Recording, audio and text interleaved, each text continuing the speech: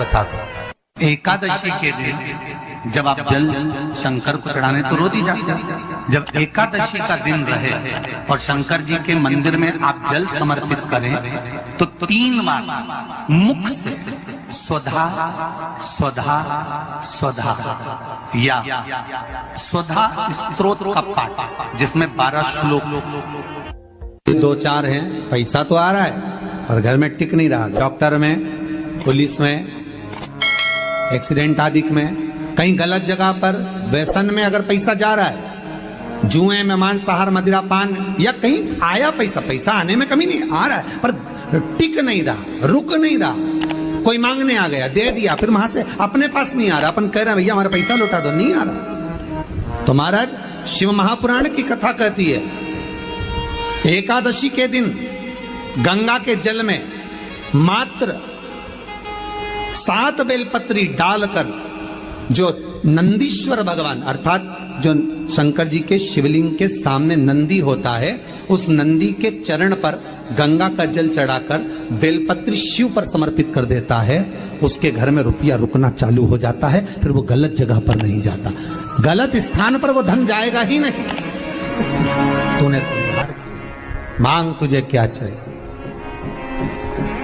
एकादशी ने भगवान विष्णु से कहा, नाथ प्रभु वर दे दो, मृत्यु लोक में जो मनुष्य मेरा व्रत करेगा, चाहे जलचर, थलचर, वायुचर या सांसारिक मनुष्य, मेरा अगर एकादशी का व्रत करेगा, प्रभु उसके यहां धन धान्य वैभव सुख संपदा बढ़ेगी और उस जीवात्मा को नरक नहीं भोगना पड़ेगा, सीधे वैकुंठ का उसको वास मिलेगा।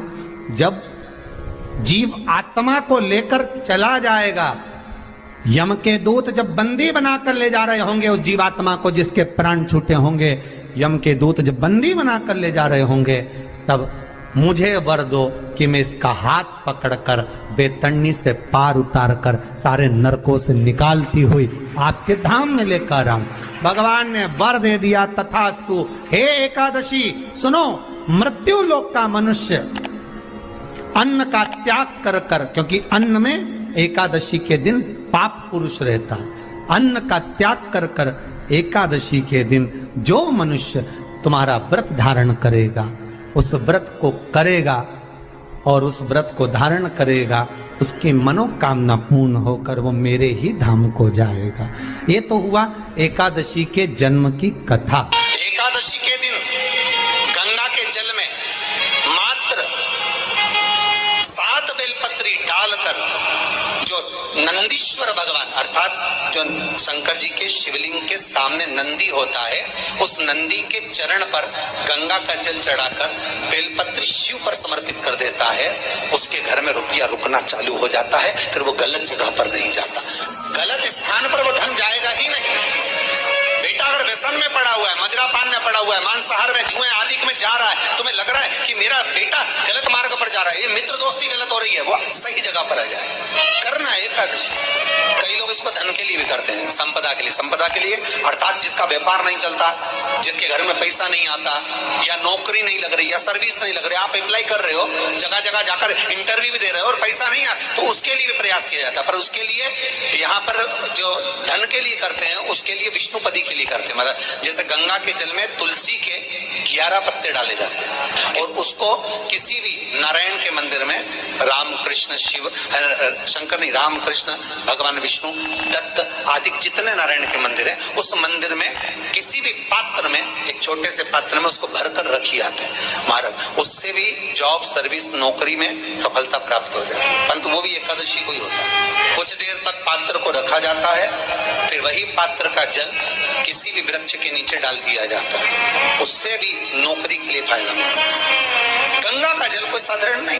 दशमी, एकादशी और द्वादशी इन 3 तिथियों पर एक रोटी में थोड़ा सा मीठा रखकर सोमक पितृ का नाम लेकर यदि गाय को खिला दिया जाता है तो अगर कोई पूर्वज प्रेत योनि में भी पड़ा हुआ होता है, भटक रहा होता है, जिसको पिंड नहीं मिला, जो अचानक मर गया होता है, अधोगति में चले गया होता है, उस जीव की मुक्ति दशमी, एकादशी और द्वादशी, ये 3 दिन सोमक पितृ का नाम लेकर रोटी में, पूरी में मीठा रखकर अगर गाय को खिला दिया जाता है ये 3 दिन तक, तो वो पितृ कभी भटकते नहीं है, उनको मुक्ति प्राप्त हो जाती है मोक्ष में।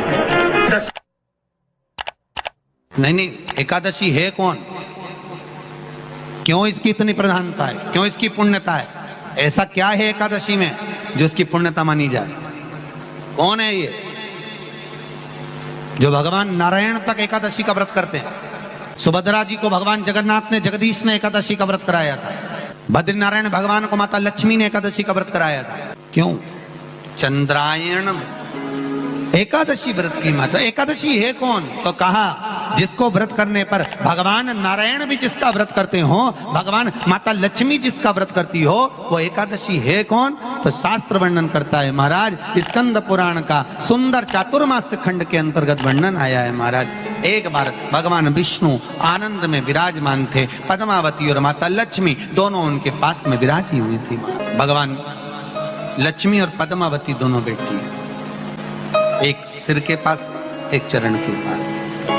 कुछ समय बाद वहीं पर ब्रह्मदेव का आगमन हुआ और ब्रह्मा जी आगमन पाकर भगवान नारायण पद्मावती से लगकर उठे और उठकर लक्ष्मी की ओर झुके। झुकने पर इन तीनों के समागम से भगवान नारायण के हृदय चित्त से एक कन्या प्रकट हो गई। उस कन्या का नाम एका था। क्या नाम था? एका।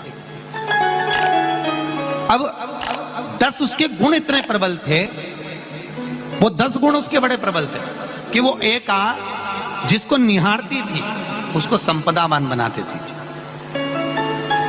जिसको देख लेती थी उसके जीवन में वो आनंद की अनुभूतियां करा देती थी। एका जिस मार्ग से जाती थी उस मार्ग के द्वार खोल देती थी। एका का पुण्य इतना पुण्य प्रखर।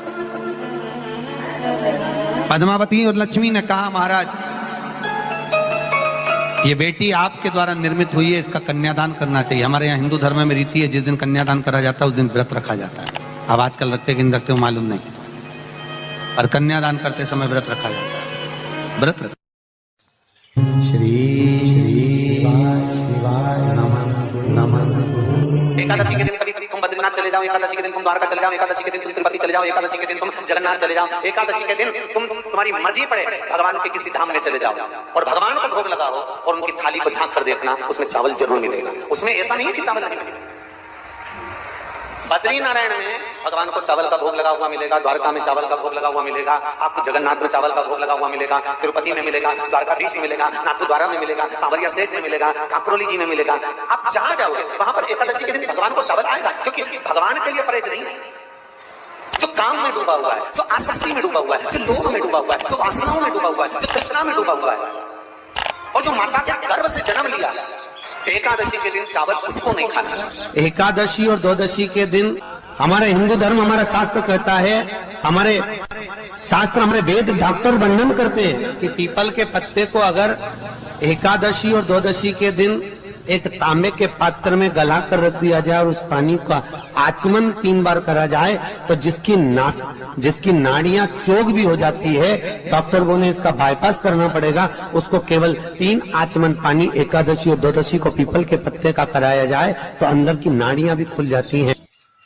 भगवान का एक नाम है अघोर। ब्रह्मा जी को दर्शन दिया, अघोर मतलब सिद्ध नाम।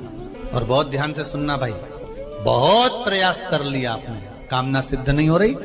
1 लोटा जल, एक जल का पात्र लीजिए, उस जल के पात्र को लेकर उसमें थोड़ा सा लाल चंदन डालकर बेलपत्री के वृक्ष के नीचे और देवादिदेव महादेव को चढ़ाना प्रारंभ करें। उसके बाद में 1 लोटा जल स्वच्छ फिर शिव जी पूछते, श्री शिवाय नमस्तुभ्यं हम बोलकर आपकी कामना कहकर भगवान शिव पर अघोरेश्वर महादेव का नाम लेकर आप चढ़ाना प्रारंभ करिए। बाबा आपका कार्य 3 महीने के अंदर पूर्ण कर देगा, सफल। बेलपत्र होते हैं, उसकी इसको छेद तो करते नहीं है सुई से, बेलपत्र की डंडी को बांधते जाओ 108 बेलपत्र की माला बनाना और माला बनाकर भगवान शंकर के गले में शंकर के शिवलिंग को जो चढ़ा देता है उसकी मनोकामना भगवान शंकर पूरी कर दे। 108 बेलपत्र की माला बनाकर शंकर भगवान को समर्पित करी जाती है। माता लक्ष्मी ने भगवान विष्णु को पाने के लिए तुलसी की माला बनाकर समर्पित करी, जैसे सती ने शिव को पाने के लिए, कामना को पूर्ण करने के लिए। शास्त्र कहता है घर के बुजुर्गों को, घर के बड़ों को, जेठ जेठानी हो, सास ससुर हो, घर में जो तुम्हारी उम्र से बड़ा हो, उसको आज पीला फूल या पीली चने की दाल या पीला वस्त्र, कुछ भी पीली सामग्री आज घर के बड़ों को देना चाहिए। क्यों देना चाहिए? तो शिव महापुराण की कथा कहती है कि जो शुक्ल पक्षी की एकादशी के दिन पीली वस्तु का दान दे देता है, घर के किसी ब्राह्मण को देने नहीं जाना, किसी मंदिर में देने नहीं जाना, आपके ही घर में, आपके ही घर के बड़ों को किसी भी पीली चीज का दान कर सकते। फूल हो, मिठाई हो, कोई अनाज हो, कोई वस्त्र हो, पीली वस्तु का दान दे। क्यों होगा? क्या होगा उससे? शिव महापुराण की कथा कहती है उससे जिंदगी में कभी बड़ी बीमारी प्रवेश नहीं करती। सनातन धर्म कहता है वट वृक्ष की पूजन करने वाला, वट वृक्ष के नीचे शिव की आराधना करने वाला, लोम समर्पित कर जल चढ़ाने वाले का जैसे कर्ज मुक्ति होती है, उसी तरह आंवले के वृक्ष के नीचे मात्र ताजा मिष्ठान दूध का बनाकर उस सामग्री को भगवान आंवले के वृक्ष के नीचे पूजन करने से लक्ष्मी और संपदा की वृद्धि होती है। शमी के वृक्ष के नीचे मात्र ओघड़दानी अवधूतेश्वर महादेव के नाम से, तो कहते हैं शरीर में बड़ी से बड़ी अगर बीमारी है, कहीं कैंसर जैसा रोग है या किडनी लीवर जैसा